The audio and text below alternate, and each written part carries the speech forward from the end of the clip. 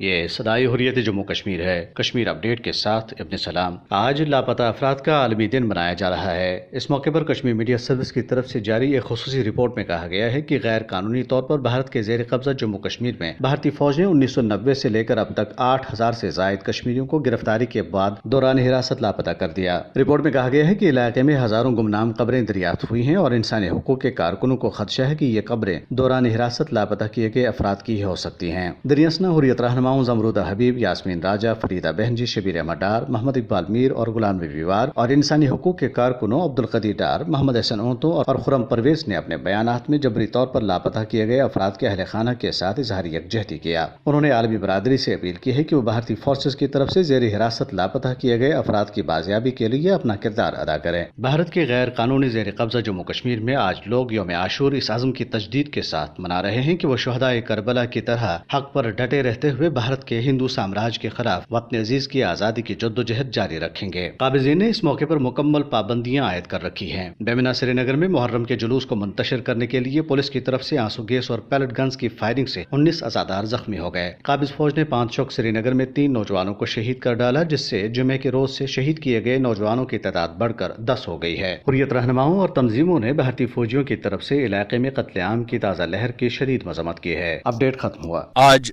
گمشدہ افراد کا عالمی دن ہے۔ اس دن کو عالمی سطح پر منانا گمشدہ افراد کو جہاں یاد وہیں ان کی بازیابی کے لیے عزم کو دہرانا اور تازہ کرنا ہے۔ مقبوضہ جموں و کشمیر میں بھی آج ان ہزاروں افراد کو یاد کیا جاتا ہے جنہیں بھارتی فوجوں نے دن کی روشنی، گھروں، سڑکوں، چوک اور چوراہوں سے گرفتار کیا۔ پھر برسا برس گزرنے کے باوجود ان کا کوئی اتا پتہ نہیں کہ وہ کہاں اور کس سال میں ہیں۔ ان کے لواحقین اور رشتہ دار انہیں بھارتی عقوبت و تعذیب خانوں اور جیلوں سمیت ہر جگہ تلاش کر چکے ہیں، مگر ان کا کوئی سراغ نہیں مل سکا۔ ایک رپورٹ کے مطابق مقبوضہ جموں و کشمیر میں 8 سے 10 ہزار افراد گرفتاری کے بعد لاپتہ کیے جا چکے ہیں۔ البتہ ان افراد کی گمشدگی مقبوضہ جموں و کشمیر میں کئی المیوں کو جنم دے چکی ہے، جیسے کہ ان کی بیویاں ادبیوہ کہلاتی ہیں۔ لاپتہ افراد کے بچے یہ سوال اٹھاتے ہیں کہ ان کے باپوں کو کس جرم کی پاداش میں لاپتہ کیا گیا ہے۔ ان کے والدین کی آنکھیں اب سوکھ چکی ہیں۔ کتنے اپنے لختی جگروں کی جدائی برداشت نہیں کر سکے اور اس دنیا سے چل بسے۔ پرتاپ پارک سری نگر میں لاپتہ افراد کے